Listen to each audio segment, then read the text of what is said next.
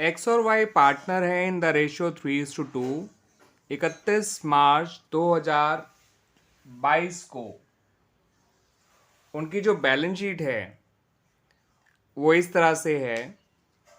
Liability side में creditors हैं, general reserve है, कैपिटल्स हैं एक्स और वाई की, और टोटल है 3,01,000। एसेट साइड में प्लांट एंड मशीनरी 70,000 है, बिल्डिंग्स 98,000 है, स्टॉक 21,000 है, डेटर 42,000 है, प्रोविजन 7,000 है, और कैश इन हैंड 77,000 है। फिर उन्होंने जेड को नया पार्टनर बनाया फॉर 1/6 शेयर, और जेड जो है वो 56,000 रुपये कैपिटल लेकर आया, लेकिन वो गुडविल बिल्कुल लेकर नहीं आया ताकि वो पुराने पार्टनर्स को कंपनसेट कर सके। इस लाइन का ये मतलब होता है बच्चों। गुडविल पूरे फर्म की वैल्यू करेगी 84,000। ठीक है, तो उसका ये 1/6 हिस्सा निकालोगे तो वो आएगा 14,000, और सेक्रीफाइसिंग रेशियो ना दे रखा हो तो उनको 3:2 को ही ले लेंगे हम लोग। ठीक है बच्चों, या कोई नया रेशियो ना दे रखा हो या सेक्रीफाइसिंग रेशियो ना दे रखा हो तो ओल्ड रेशियो को ही सेक्रीफाइसिंग रेशियो मानते हैं। फिर उन्होंने कहा फर्म जो है प्लांट एंड मशीनरी को वैल्यू अगर अंडर वैल्यूड पाया गया 14,000 तो इसे बढ़ाना पड़ेगा 14,000। बिल्डिंग को बढ़ाकर 1,09,000 कर दो। पहले बिल्डिंग थी 98,000 की, तो 11,000 का फायदा बिल्डिंग में हो रहा है। ऑल डेटर्स आर गुड, इसका मतलब जो पुराना प्रोविजन बना रखा है उसको ख़त्म करना है, ये भी फायदे की बात है। प्लांट मशीनरी जो अंडर वैल्यूड है 14,000, ये भी फायदे की बात है। तो ये तीन बातें दे रखी हैं रेवोल्यूशन से जुड़ी हुई, और तीनों ही फायदे की बातें हैं। फिर एक पॉइंट दिया है कैपिटल एडजस्टमेंट का, कि एक्स और वाई को अपनी कैपिटल को एडजस्ट करना है जेड की कैपिटल को बेस मानते हुए। तो ये नए रेशियो में एडजस्ट किया जाएगा जेड कैपिटल को बेस मान के। ठीक है बच्चों, यहाँ पर हमें एक्स और वाई कैपिटल को एडजस्ट करना है, रीएडजस्ट करना है according to the new ratio, taking new partners capital as base. और जो भी एडजस्टमेंट के लिए हमें एंट्री पास करनी होगी वो करंट अकाउंट के थ्रू पास की जाएगी। आपसे कहा गया है रिवोल्यूशन अकाउंट बनाइए और पार्टनर्स कैपिटल अकाउंट बनाकर दिखाइए। ठीक है बच्चों, तो ये है इन टोटलिटी ये पूरा क्वेश्चन। तो आइए शुरुआत करते हैं रिवोल्यूशन अकाउंट से। उसमें 3 पॉइंट आएंगे और तीनों पॉइंट फायदे के हैं, और कोई रिवोल्यूशन का पॉइंट है ही नहीं। अब जब रिवोल्यूशन अकाउंट बनाएंगे तो हमारा जो प्लांट एंड मशीनरी 14,000 से अंडर वैल्यूड है ₹14,000 से, तो उसको हमें बढ़ाना पड़ेगा। ठीक है, एसेट अंडर वैल्यूड है तो बढ़ाइए, ओवर वैल्यूड है तो कम करिए, और एसेट का बढ़ना फायदे की बात होती है। तो ये रिकॉर्ड किया जाएगा क्रेडिट साइड में रिवोल्यूशन अकाउंट के by plant and machinery account.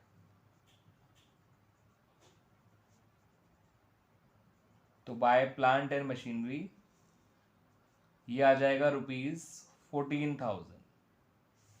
Building को भी हमें बढ़ाना है 98 से 1,09,000 बनाना है, तो ये भी फायदे की बात है, तो ये भी बाय बिल्डिंग अकाउंट आ जाएगा। ये आएगा 11,000 रुपये। उसके अलावा जो प्रोविजन खत्म कर रहे हो, क्योंकि ऑल डेटर आर गुड है तो प्रोविजन फॉर डाउटफुल डेट्स की जरूरत ही नहीं है, तो ये भी आपका क्रेडिट साइड में आ जाएगा। रेवोल्यूशन के तीन ही पॉइंट्स थे, तीनों में हमें फ़ायदा हो रहा है, तो इन फ़ायदे को हमने रिकॉर्ड कर लिया। टोटल हो गया इन सारे फ़ायदों का 32,000। अब ये फ़ायदे पार्टनर में बांट दिए जाएंगे द रोल रेशियो। तो टू गेन ट्रांसफर्ड टू, यहाँ पर आएगा एक्स और वाई, एक्स कैपिटल और वाईज कैपिटल। 32,000 को जब आप 3:2 में बांटोगे बच्चों, तो 6,400 इंटू 3 होता है 19,200, 6,400 इंटू 2 होता है 12,800।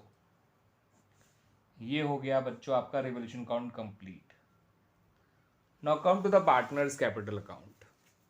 पार्टनर्स कैपिटल अकाउंट जब बनाएंगे बच्चों तो शुरुआत तो करेंगे हमेशा opening balance of capital account से।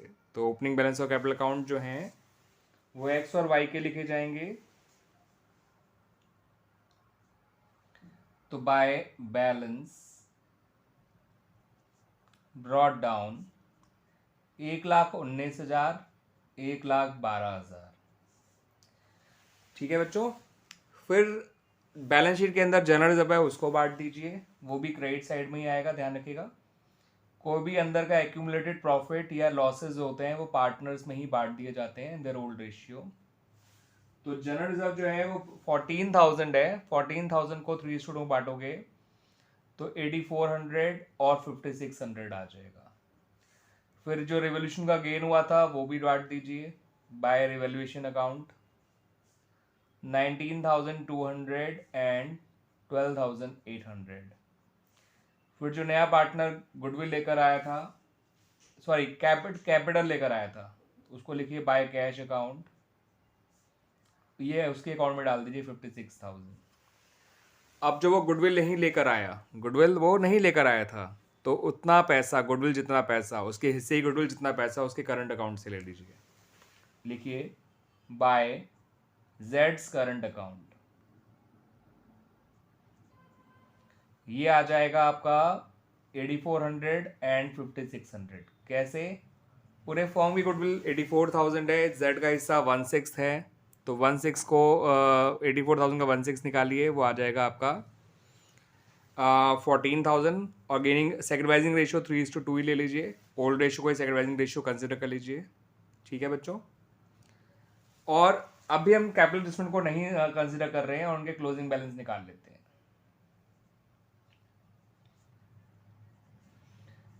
तो देखिए बच्चों, 1,19,000, 1,27,000, 1,46,000, 1,46,600, 1,54, 1,55। ठीक है बच्चों, 1,19, 1,27, 1,27,400, 1,46,600, 1,47 और 8, 1,55। तो एक्स का 1,55 आ गया क्लोजिंग बैलेंस नॉर्मल काम करने के बाद।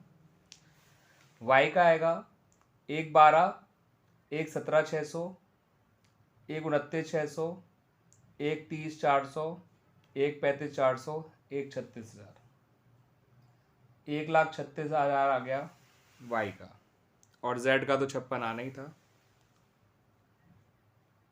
ये नॉर्मल काम करने के बाद इनके क्लोजिंग बैलेंसेस आ गए बच्चों। अब क्या करिएगा, अब इनके अकाउंट्स को रीओपन कर दीजिए। अब करेंगे कैपिटल एडजस्टमेंट का काम। 1,55, 136, 56, 1,55, 136 और 56। ठीक है बच्चों, क्लियर बच्चों? अब आ जाइए, हम करते हैं कैपिटल एडजस्टमेंट वाला काम। इन्हीं कैपिटल को यहां लिख लीजिए, बाय बैलेंस ब्रॉट डाउन। ये आ जाएगा 1,55, 1,36 और 56,000। अब करते हैं कैपिटल एडजस्टमेंट वाला काम। ठीक है बच्चों, तो कैपिटल एडजस्टमेंट वाला काम कैसे करेंगे आइए देखते हैं। जेड की कैपिटल को बेस मानते हुए फर्म की टोटल कैपिटल निकाल लीजिए। जेड की कैपिटल है 56,000, इंटू 6 कर दीजिए। जेड की कैपिटल को उसी के शेयर के रेसिप्रोकल से मल्टीप्लाई कर दीजिए। ठीक है बच्चों, तो ये हो गया 3,36,000। 3,36,000 में से 56 को वापस माइनस कर दीजिए। 336 टोटल कैपिटल आ गई ऑफ द न्यू फर्म, उसमें से आपको क्या करना है बच्चों, 56,000 को माइनस करना है।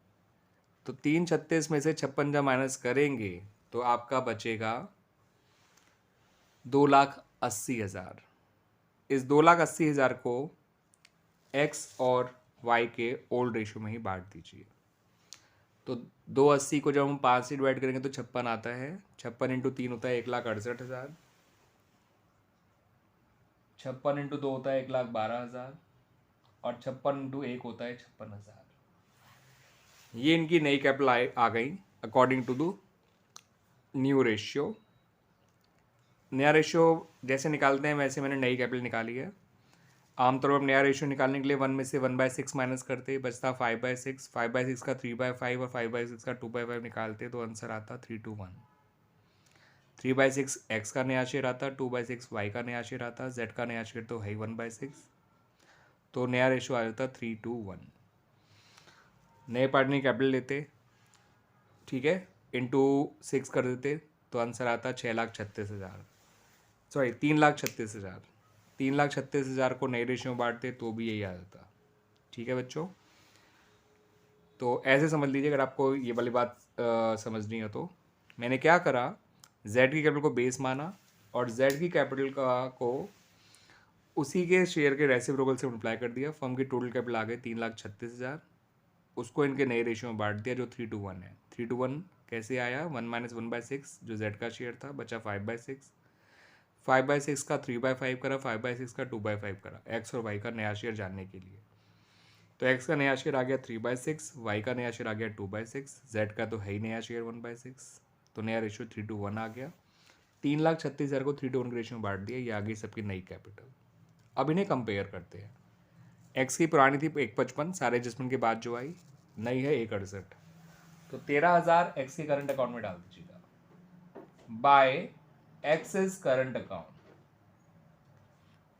बच्चों ये बहुत आसान तरीका होता है, इसके थ्रू एडजस्टमेंट करना सच में बहुत आसान होता है, आप खुद देख सकते हैं। वाई का 136 था 112, तो वाई का यहाँ पे आ जाएगा 2y इज करंट अकाउंट 24,000।